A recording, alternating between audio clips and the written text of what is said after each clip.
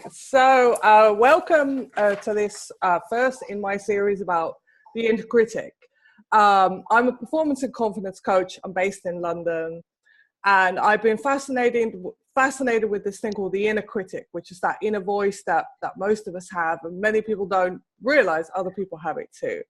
So, my guest today is Steve Wells, who's a peak performance expert.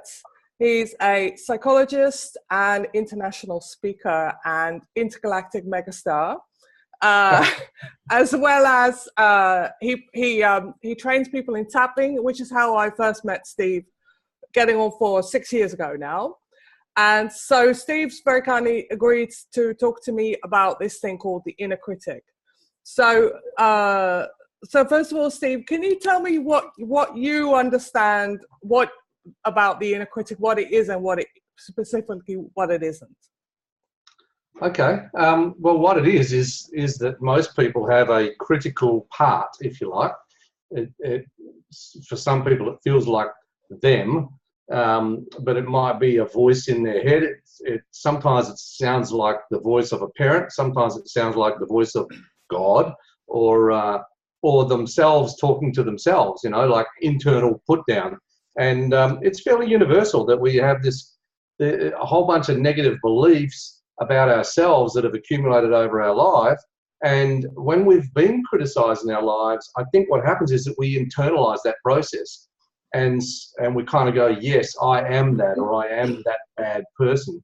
And sometimes we take over the negative taunts and stuff that we had from critical people in our life. Okay. And so what effect does this have on somebody?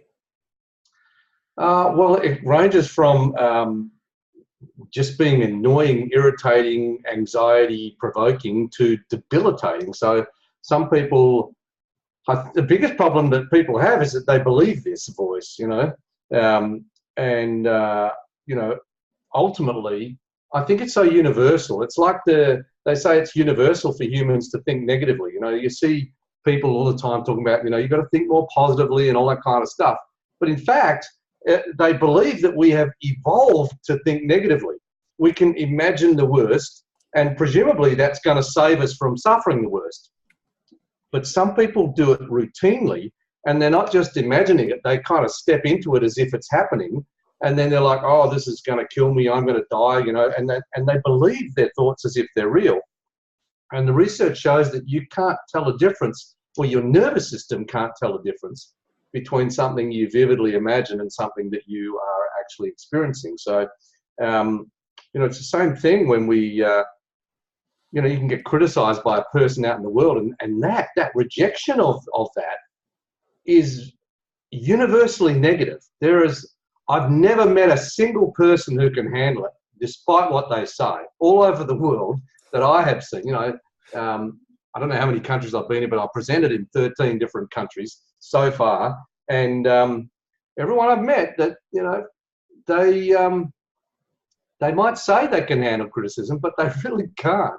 And apparently criticism and rejection is experienced in the same area of the brain and nervous system where we experience physical pain. So it's really, really painful. And we remember rejection and criticism more keenly than we remember even strong physical pain that's happened to us. So it's a pretty big thing. And then, of course, we have the rejection and the criticism that's happened to us, and then we can internalize that so that we reject and criticize ourselves. And the problem is, of course, if you believe it. Yeah. So it's no wonder it's surprising that anybody gets anything done, really. Like that anybody actually manages to write a book or to give a presentation with all this going on. It is. And yet that's the sad thing is that, they say some of the best words have never been written. Some of the best poetry has never been heard. Some of the best songs have never, you've never heard them, because people can get destroyed by this, because they are believing this. And okay, it's,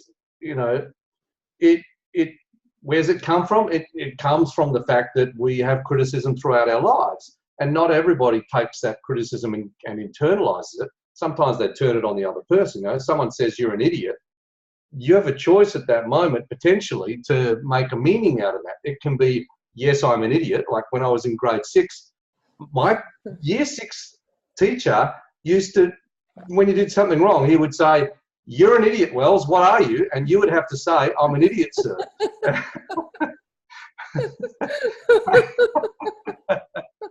However, that didn't get into me, if that makes sense. Right. Him doing that, I somehow knew at that time that he was doing that it wasn't real, that I didn't have to believe it. But I saw other people in the class who were destroyed by it. Exactly. That was going to be my next question. Yes. So yeah. That's like fascinating and like shocking. But it's not universal, see, like, so the words, you know, we were taught when we were kids, you know, sticks and stones will break my bones, but words will never hurt me. Well, they darn well usually do. Yes. And often that we find they hurt us more than sticks and stones, because that rejection, as I said, it's stronger than the physical pain, in fact, for most people. But I didn't experience that as rejection from him. And when you're in a good place and your life is pretty good, which mine probably was when I was in grade 6, and I wasn't the worst kid in the class, so I didn't get it that much, you know. I managed to dodge the duster when it was being thrown, and you know, I never had to get whacked in front of the classroom, in that classroom anyway. And so I was okay. But when you're in a bad place, or you're overwhelmed, or there's a lot of bad stuff happening in your life, it can be easier to take it on board. Exactly. And yes. And then you go, that, and if the person to you is an authority, or you're so small and so young that you don't have the capacity to work out that this person has really got their own issues. Yes. And sure, you might take it on board, then you carry it with you for the rest of your life. And it's like, you know, I am an idiot or whatever. Yes. And I think this links into resilience, of course. So if somebody's more resilient, then they could hear something like that and you know, and it not completely land in the same way. Yeah.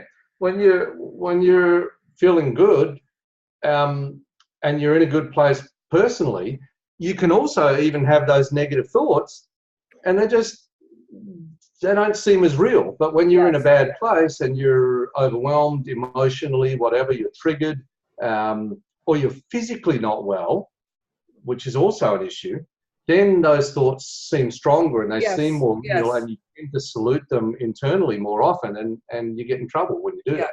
Yes, absolutely. So I've got a few things about this. So I think a lot of it is because a lot of my training is to do with like the nervous system and how the nervous system is. And if somebody's in like either a very hypervigilant state or like in fight or flight, those things I think they can land more. They're like more, I think they're more like ammunition in a way. They're more reinforcement that there's something wrong with you, you know, like. Well, what I say is that we form emotional attachments. So when you have an overwhelming situation, you know, and like a major trauma or even a little t trauma, which is, you know, you're being told off, or you're being abused, or you're being attacked verbally, but it's by someone who's important to you and the emotion is strong, the strong emotion of the thing becomes attached to that. And of course, your mind is making meaning all the time. And if it accepts the meaning, okay, you tell me I'm no good, I am no good, then that thought is also connected to the emotion of that and the experience of that at the time. And so then that thought also seems to have power because it's got strong emotional attachment. Yes, I've got you. So I think this links into like some of your latest work to do with emotional attachments. Do you want to explain a little bit about what that is and how it works? Okay, so I do tapping, as you know, that's how we met. So, you know, we do tapping on acupressure points, and tapping is a fantastic technique for shifting how you feel and and it changes the thoughts at the same time. What I think it does now is I believe it actually releases the emotion attached to certain thoughts. So thoughts don't necessarily have emotion themselves, but when we have them at those times when there's strong emotion, it's like the thought and the emotion are attached together, so that then when you have the thought, it brings back or it activates the emotion. There's also a corresponding something going on in the body at that time. And what I learned from using tapping is that you can change that body feeling. You can go from being really upset and really anxious to feeling fine.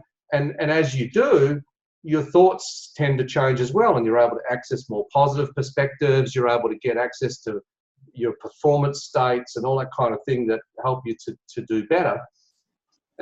Okay, so what I really discovered, and I owe this to a number of different people, because I was using a lot of people's work at the time. I was having a downtime in my own life, and I had this heel spur. I couldn't move, and I was doing all these things to get myself to feel better about that and about my life and to deal with that and so on. And they included tapping. They included an approach called logosynthesis by a guy named Willem Lammers from Switzerland. And I got into also reading Byron Katie's work. And Byron Katie has a process she calls the work. And in her book, Loving What Is, which is a fantastic book, she has a statement that it's not the thought that affects us, or it's not the thought that causes the suffering, it's the attachment to the thought. And I thought, yeah, it's the emotional attachment to the thought. And when you release the emotion that's attached to the thought, you can have the same thought and it just doesn't affect you.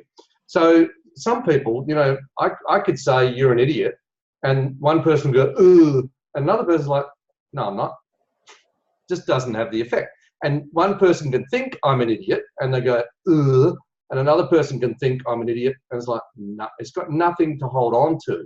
And the thing that attaches it is the emotion. And so it occurred to me that when tapping works, it releases those emotional attachments. And the other thing it does is it restores the body energy back to flow. And when you're able to flow and move with things, you can deal with whatever happens and you're not stuck. And so when you have a stuck feeling, you have a stuck perspective. And so when you've been in a very strong emotional situation where you've been, the conclusion is you're an idiot, you can have very strong emotion attached to that. And then you're attached to the thought, I'm an idiot. And then you have the feelings that correspond with that in your body, and there's a disturbance and so on. Well, when you do tapping, that releases, and then you don't have the same power. And it occurred to me that I just had a realization, well, actually the first, it was a question, was, can you use intention alone to release emotional attachments? And so I formed an intention in my own mind to release an emotional attachment to the issue that I was having, and it worked instantly. And then it worked again, and then it worked again, then it worked again, then it worked again. And then I started to access the feeling associated with that problem. And I realized, yeah, when there's a problem, there's a disturbance in the force. That's what we have. We have a feeling in the body. And of course, tapping helps with that. But I thought, well, can you use intention on that? And so I formed another intention. I restore the right energy flow to, in this case, my chest. And instantly I relaxed and my chest expanded, my breathing opened up. And I thought, wow, this is interesting. Now, I've been exploring this for a couple of years now, and I now combine this process with tapping. I call it intention tapping or intention-based energy process. And it works really well for just about everybody that I've used it with so far. Now, I haven't been using it with schizophrenics, and I haven't been using it with people with severe mental disorders. I've been using it mostly with regular people with problems of living. Mm-hmm. And for most of them, it's spectacular. It works really well.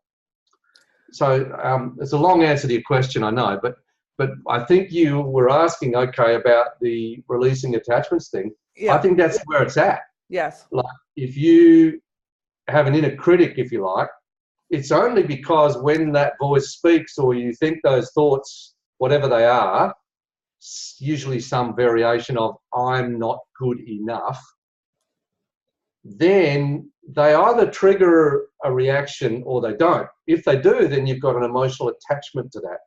And you can use this process to release those emotional attachments so that you then, the inner critic just loses all its power. The only power it has is because it hooks you emotionally.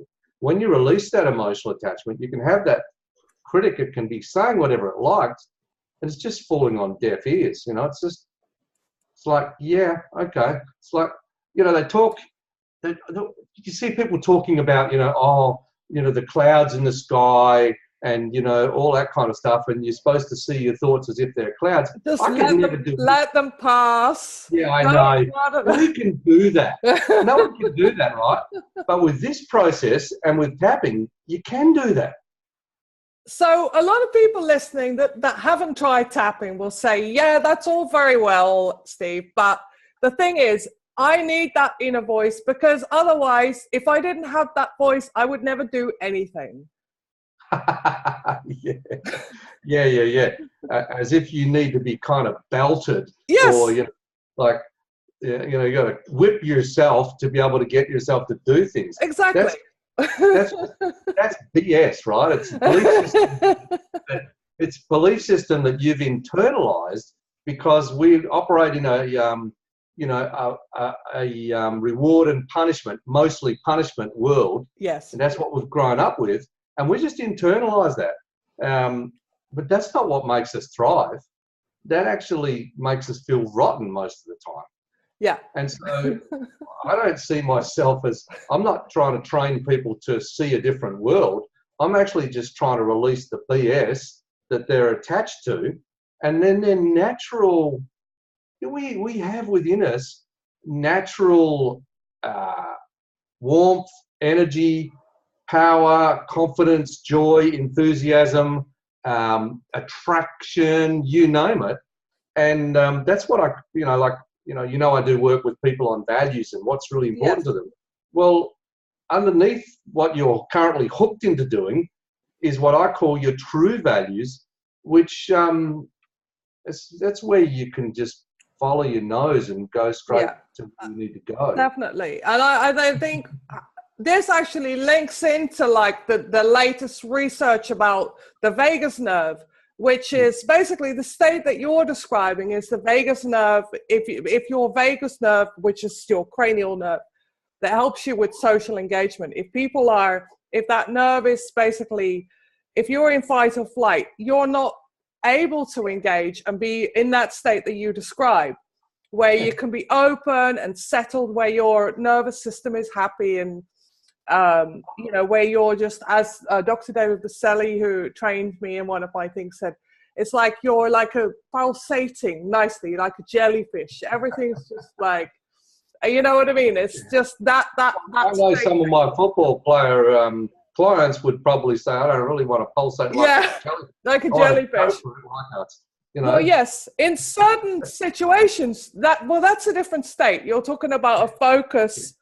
But if you're just talking about being with people, talking to people, networking, for example, where a lot of people have problems. Yes. And there's no reason for your primitive alarm system to be activated in that situation, because it's not life and death. You're not going to die. It's, and by the way, real fear is the thing that activates you for survival. Yes. We don't have that. And we don't need that in those situations. And if there is a situation that comes up, that will be activated all on its own without us having to stay on point. All right. So you made an interesting point there. For a lot of people, networking, like you and I, both business people, we go to networking events. A lot of people that find that really, really scary. And for a lot of people, what's scary is the rejection, and also feeling the fear that they might do something wrong. And I know that this feeling that you'll do something embarrassing, there's a theory that it links back to like tribal times, when if you did something wrong, you could be cast out of the tribe, which would mean basically death. in those societies. Is there something in that? Is that why we're so scared of getting embarrassed? Yes, I know those theories that talk about, that's the idea of evolutionarily it was important for us to be able to be in groups in order to survive, and so being out of the group was a real negative. And of course, yes, some of us, our nervous systems are still operating on an old system, you could say. They haven't really updated. Because now it isn't life and death in that sense for being rejected. And the thing about it is, anyway, if you're going to connect, you're not going to connect if you're filled with that kind of negativity. No. You don't. Now you can go and feel the fear and do it anyway. And of course, if you can't get over that, don't be held back by those feelings. They can't really stop you. The problem is, of course, you can even have an emotional attachment to the fact that you're upset. You can have an emotional attachment to emotion, like fear of feeling fear. Yes. And that stops you from taking action. So you can go ahead and do it despite the fear. I believe, and I know now, you can go ahead and do it without the fear. And that's what we're aiming for. So a lot of my colleagues who are into other types of therapies are all about, like exposure therapy, and you just got to put yourself through it, and eventually your stress hormones will basically run out. And that's like that's the theory. Well, and that works, up until recently, when a number of other techniques have come to light, such as the energy psychology techniques of tapping and so on. Exposure it's been one of the most successful things. Is go ahead despite your fear, and for most people that will work in terms of, like, you do it enough times and you don't have the same fear. But I was part of it. I was part of an international speaking federation in Australia. I was part of what used to be called National Speakers Association of Australia, and now it's called Professional Speakers Association. I got their highest level of accreditation, certified speaking professional. It's that there's only a few hundred people worldwide that have this level of accreditation.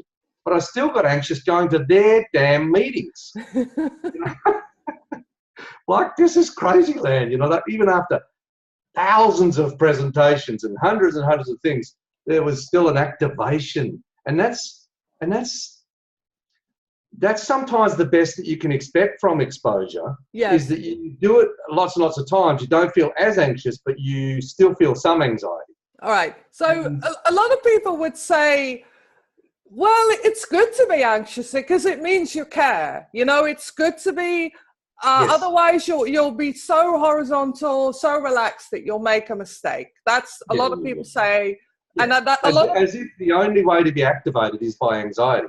Yes. As if that's the only way to be activated, as opposed to being excited, as opposed to being focused. And, and they tell you, call your anxiety excitement. Yes. It is not excitement. I have felt excitement and I have felt anxiety. And sometimes I felt both at the same time, by the way, which a lot of good speakers do. They're excited because they're driven to do it. They really want to do it. Yes. Like, I love to be the center of attention, if that's not obvious. And so I was driven to do it, but I was also absolutely shaking and panicky and scared at the same time. Just because those two happen together does not, number one, make them the same feeling. They're not. No. And number two, doesn't mean that the anxiety is essential for the performance, because it's not. And that's a big misconception, I think. Oh, a lot of people but still believe that. And you're about the only person I've heard say, actually, it's not possible. It's not necessary. No, it's not. And anyone who's, even the speakers who have anxiety will have times when they're able to do a great presentation without that being there. And in fact, by the way, some people don't feel it all and they've never felt it, so they can't even understand why anyone would feel anxious. It's possible for people to learn to be, that this is exciting rather than anxious, depending on how you teach them when they're younger. So you can, it's a learned thing. And so we've learned to associate death on the stage, or, that kind of thing with this situation. Yeah, so I like people's worst nightmare is like going blank. I worked with somebody who'd gone blank on stage, and then became majorly phobic of public speaking since then, because the nervous system's like, we're not going to go back there again. And funnily enough, actually, the reason she went blank is because she hadn't had a good night's sleep before. And we all know that that really affects brain function and your ability to remember. So, so that can be, well, and that's difficult because a lot of people have a lot of anxiety about sleep, you know, because the more like worked up you get, like, I've got to sleep, the more your nervous system doesn't want to sleep. Yeah. So she had an unfortunate experience, and now she's generalized that to all of it. And, you know, this is the kind of thing, that's an attachment that's made there. Yes. And now the attachment links that feeling and that experience. And so, of course, her brain is like, I don't ever want to suffer this again. Exactly. And so anytime she does anything like that, her brain will give her a bit of that experience, the feeling of that, to remind her, or it will project a negative thing happening like that in future. Yes. And it will have the feeling of what happened to her in the past attached to it, so that she... Exactly. Well, she basically, a lot of people, and I think this links back to what you were talking about before, like a lot of people who have a fear, they just become avoidant. And like, you know, that breeds like anxiety, basically. Of course, because anxiety of all the feelings is something that, you know, you want to avoid feeling. Yes. It makes you want to avoid doing things where that feeling might be activated. Of course. Yeah. You know? Yeah. And I do still think it can work. Like, even with tapping with some of these things, you're not going to get 100% anxiety relief immediately. And so you've got to, I used to say feel the fear and do it anyway. Now I say feel the fear, tap and do it anyway. So use this tapping technique, and progressively you can bring down that fear, and you don't have to have that level of activation of anxiety arousal in order to be able to go forward and perform and do a good job.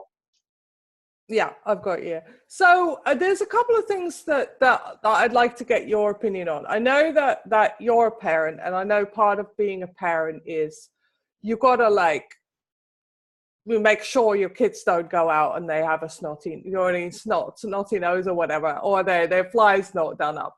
So that's like one part of like the critical sort of, the parent has to be critical to some extent because they are preparing their children for life. Yes. And the second point is the whole Instagram selfie culture, where people are putting images of themselves out there in order to get likes. Yes. And how that affects, because all these people now are comparing themselves to photoshopped images of other people who don't even look like that. And what have you got to say about that? I'd love to know what your... All right, well, let me take the first one. Yeah. First of all, it's impossible to be a good, perfect parent. Yes. It's just and so kids are going to be making meanings despite what you do. Yes. You can be the most positive, wonderful parent in the world, and then one day you come in and your child is standing there and hoping for you to say, you know, you lovely little thing, and you walk past with a frown on your face, and the child goes, oh, you know, mummy or daddy doesn't love me, I'm unlovable. That's the meaning they take from that situation. Yeah. Because that's a child's perspective. They don't understand that you just lost your job, or that someone just died, or all kinds of other stuff that happens in the adult world. It happens in everyone's world, actually. But they don't have that bigger perspective. So some of this, they're still going to have to work it out with their therapist when they turn 18. You know? And Frank Farrelly said, I said to my kids, you know, when they said, you know, I don't want to do that, it's like, you're going to do it anyway, and you can work it out with your therapist when you turn 18. Yeah. But of course, we don't want to put them down, and we don't want to call them idiots or tell them they're idiots. And, you know, I see people doing this, and even when they do it seemingly playfully, for some people who have what's called an auditory preference, it doesn't matter even how you say it. Sometimes they're still going to register those words as negative and take that on board. So you know, I just say, well, never say that. You know, my mum, occasionally she would obviously get upset that she was feeling unloved by the family or whatever, and she'd say, oh, one day you might come home and I'm not here. And even as a kid, I just thought, you should never say that. Yeah. You should never say something like that. You know, it's like the Gottmans in relationships. They say never threaten the relationship. And those, you know, those are things that I think we should all take on board if we're going to be parents. By the way, it's possible to be the most positive parent, and you can still end up doing it wrong, if you like, because they say one of the worst things you can say to a kid is, "You're so clever." Because if you say "you're so clever" when they do a certain good thing, you are linking their performance to their identity. Yes. And now they have to prove that they're clever, and so they actually won't take risks unless they can definitely do it, to continue to prove that they're clever. As opposed to, you know, this is what Carol Dweck talks about. Yes. She talks about growth mindset and a fixed mindset. So the fixed mindset is, you know, I am my performance. So if I have to perform, that's going to prove how good I am or not. And a lot of us have suffered that. I Yes. certainly have. And I spent my whole life trying to release some of that BS so that I can actually get a few things done. And, you know, so the other mindset is where you know, what you really want to do is to say, you know, you put a lot of effort into that, or you've really learnt that, and so that's why you've performed well. And then the kid will actually put more effort in and learn more, and not be scared to take risks. Exactly. Because it's not about them. And also, like, for me, there were certain things I was good at as a child and certain things I was not so good at. So I'd stop doing the things I didn't put any effort into the things I didn't have a natural ability for. And I think that's a shame. Because even if you don't have a natural ability, you can still do something if you put a bit of effort into it. Well, yeah. And of course, you know, if you do that, I mean, I learned in grade 1 that I was not an artist. Yeah. You know, I learned that very, very early on. That's probably why I've married an artist, you know. Yeah. It's what we... But I've learned over the years that I do have a creative side, you know, and I can use that in my work in lots of different ways. So yeah, but you know, ultimately, you may have been, you know, you were drawn towards various things, or you were good at various things, but you might have had potentials that were shut down because absolutely. you were told you're no good at that, or whatever, based on performance. Yes, exactly. You know? Yeah. So, for example, I'm very good at languages, very good at academically, but when it comes to like trying to catch a ball, I just can't. I'm just you know, drawing, not so good. So I just stopped doing those things. Yeah. Well, see, you say I just can't, and you were talking about the critical voice, and I would say at the moment that's your performance of that thing. Yes. But I'm very surprised if you didn't have some negative emotional BS that you're attached to about that. A lot. And absolutely. Yes. Yeah. So a human being who has two arms and 2 legs and is, you know, and is able to move is capable of catching a ball, you know, if you don't have a physiological impediment. So you are capable of that. You have those potentials, but you haven't been able to manifest those potentials for whatever reason. Yes. And I'd be interested to see if you release, I mean, you probably don't want to, but I can. you can learn to catch a ball. I could. I'm sure I could. Yes, indeed. Yes. But that, you know, became actually quite a weird thing, because I was like, I would try and catch it. And like, I was always like, I'm very tall and like athletically built, but I was just always the last to be picked at that because just couldn't do it. And see, there's the thing itself. There's the thing itself of, you know, and it could, you know, whatever stage you're at with your development or whatever you are with eye-hand coordination or whatever. And then so you miss the catch or whatever. Now there's that thing, and then there's what it means. Definitely. So the thing that it means is the problem, usually. So it's one thing to say, you know, I can't swim, but it's another thing to say, I can't swim, therefore I'm a loser. Yes. You know, like I can't catch the ball, therefore I am a klutz or whatever. Yeah. And it's the emotion of that and what it does to us is the contraction of that usually that's the problem. Yes. So then on to the whole Instagram culture, the likes, the getting attention for a false, basically a false image. Yes. And yeah, but that's the whole world. That's the whole world. It's just multiplied, right? So everybody says, you know, how are you? They don't want you to say, I'm feeling crap.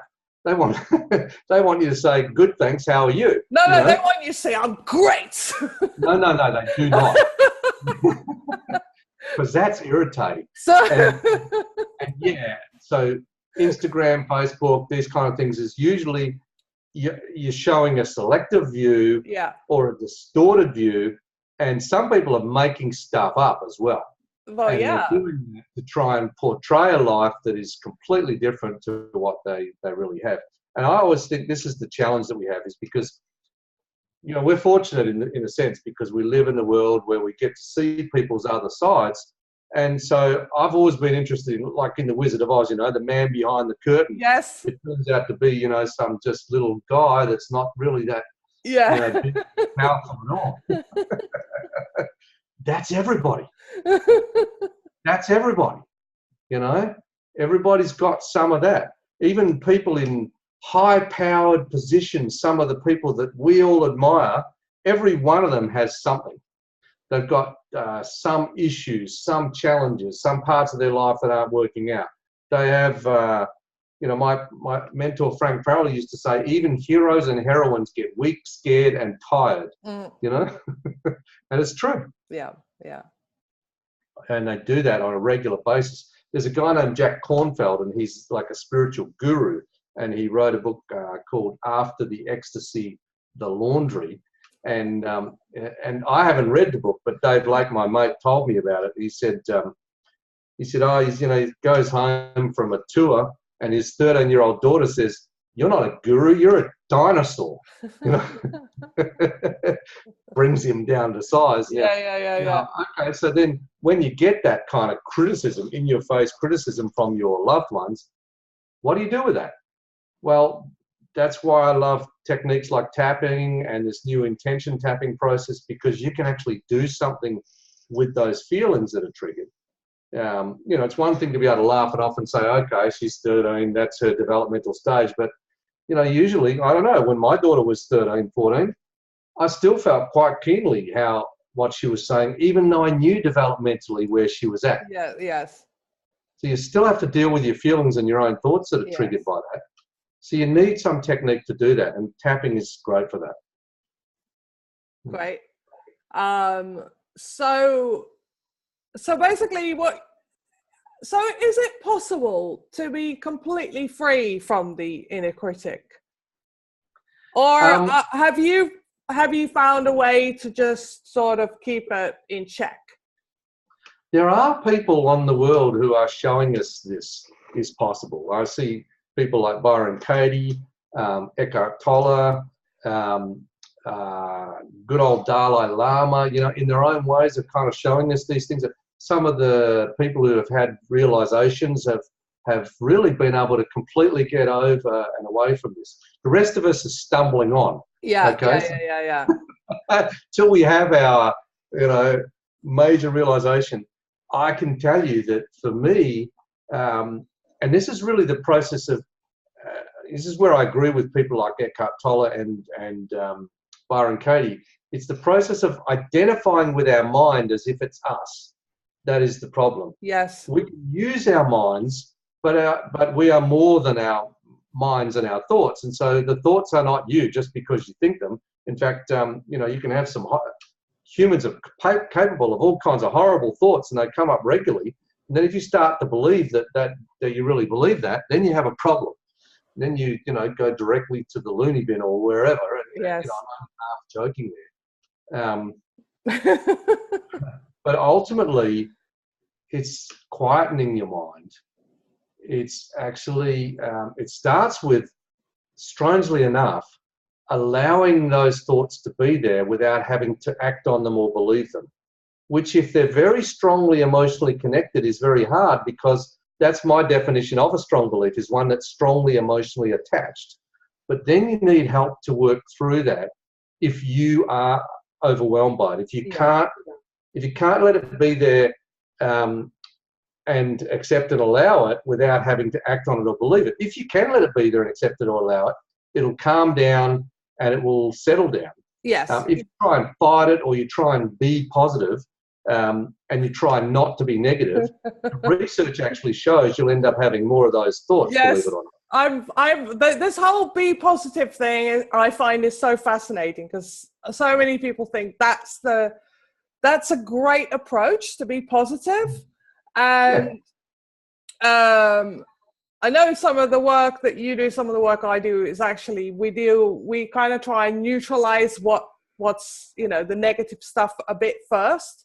Because then I want to release the thing that's attached. Yes. And then the positive arises on its own. Exactly. You know? Exactly. You don't have, otherwise you're trying to shove some positives into yourself, and your brain is going, no. Like you say, I'm lovable. Well, actually, there's research on this. When they have people who have low self-esteem, who repeat to themselves things like "I'm lovable," they feel worse. Yes. As opposed to people who already have reasonable self-esteem who do it, they feel better. Because it creates a cognitive dissonance. It creates a conflict, because that's what Gary Craig used to talk about. It's a tail ender. The tail ender becomes the loudest thing. So I am great. And then your subconscious says, actually, no, you're a piece of bleh. Yeah, because of course, you have those emotional attachments that have come from your early experiences where you were told you're an idiot. Whatever, what are you, etc. And you attached emotion to that, and you took it on board, then you're experiencing it in your body. It's very hard to deny that. Yes. So if you can't get over that, that's what I was leading towards, then you got to go get help from someone else. Yes. We do need other people. I've had plenty of work over my life with, particularly with Frank Farrelly, and, when he died, he's irreplaceable. But if I hadn't had that work, I don't think I would be able to help people the way I know that I can now, because I'm really passing on what I've received. And, techniques like tapping as well, you can learn to use them, and you can release a lot of these emotional attachments. Once you've learned it, you can do a lot of that yourself. Yeah. But you're still going to need to have other people to help you with some of your stuff, because you're kind of too close to it. Yes. Yeah. That's great. Thank you. So they can come and see you? They can come and see you. Come and see me. So I know you're based in Australia, but you're going to be doing some workshops in some different parts of the world, and I'm hoping to come to one of them. So where can people find out more about you? Okay, so the tapping website that we have is EFTdownunder.com. EFT, of course, is the most popular of the tapping techniques.